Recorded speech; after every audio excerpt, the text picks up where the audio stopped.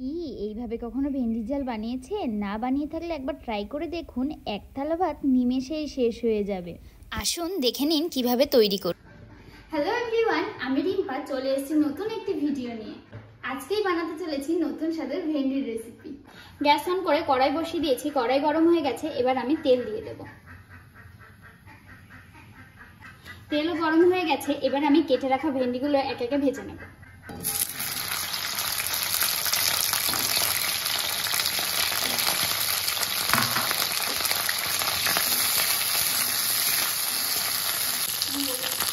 সামান্য একটু হলুদ দিয়ে দেব, তার মধ্যে সামান্য একটু লঙ্কা গুঁড়ো দিয়ে দেব, সামান্য একটু লবণ দিয়ে দেব, দিয়ে আমি ভালো করে ভেন্ডিটাকে ভাজিয়ে নেব।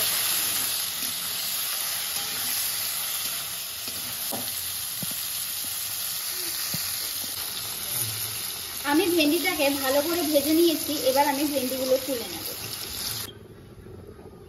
ভেন্ডি ভাজা হওয়ার পরে আমি ভেন্ডিগুলো তুলে নিয়েছি, এবার আমি ফোড়নে জিরে দিয়ে দেব।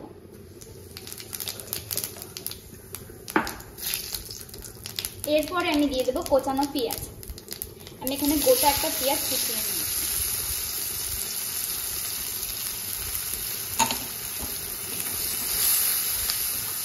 পেঁয়াজটি আমার ভালোভাবে ভাজা হয়ে গেছে, এর মধ্যে এবার আমি দিয়ে দেবো টমেটো বাটা। এখানে আমি একটা টমেটো আর দুটো কাঁচা লঙ্কা বেটে নিয়েছি।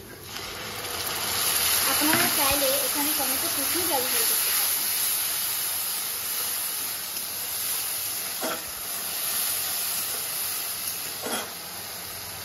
টমেটোটা দেওয়ার পরে আমি ভালো করে কষিয়ে নিয়েছি, এরপরে আমি দিয়ে দেবো, আমি প্রথমে দিয়ে দেবো হলুদ গুঁড়ো, তারপরে দেবো লঙ্কার গুঁড়ো, তারপর দেবো সামান্য একটু জিরের গুঁড়ো, আর দেবো সামান্য একটু ধনে গুঁড়ো, দিয়ে আমি ভালো করে কষিয়ে নেব।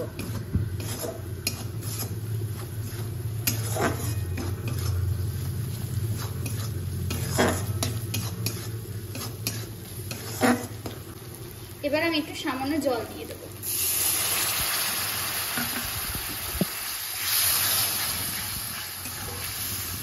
আমি আরেকটু কষিয়ে নেব। মশলাটা আমার প্রায় কষানো হয়ে গেছে, এবার আমি ভেজে রাখা ভেন্ডিগুলো দিয়ে দেবো।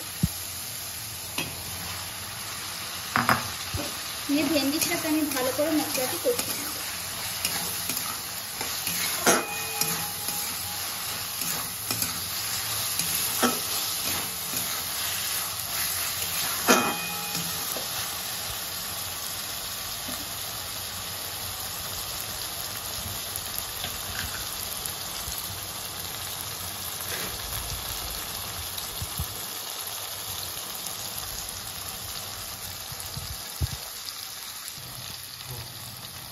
ভেন্ডিতে ভালো করে কষিয়ে নিয়েছি, এবার আমি একটু লবণ দিয়ে দেবো, স্বাদ অনুযায়ী লবণ, আর সামান্য একটু চিনি দিয়ে দেবো।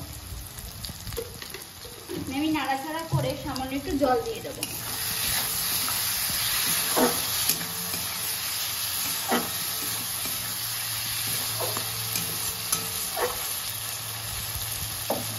এবার আমি একটু সামান্য জল দিয়ে দেবো।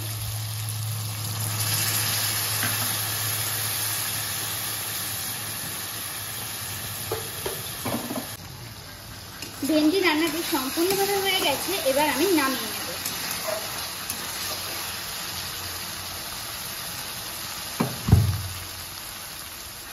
রান্নাটি কেমন হয়েছে জানাতে ভুলবেন না, আর এইভাবে একবার বাড়িতে বানিয়ে দেখবেন, দুর্দান্ত লাগে খেতে। আর আমাকে সাবস্ক্রাইব করতে ভুলবেন না।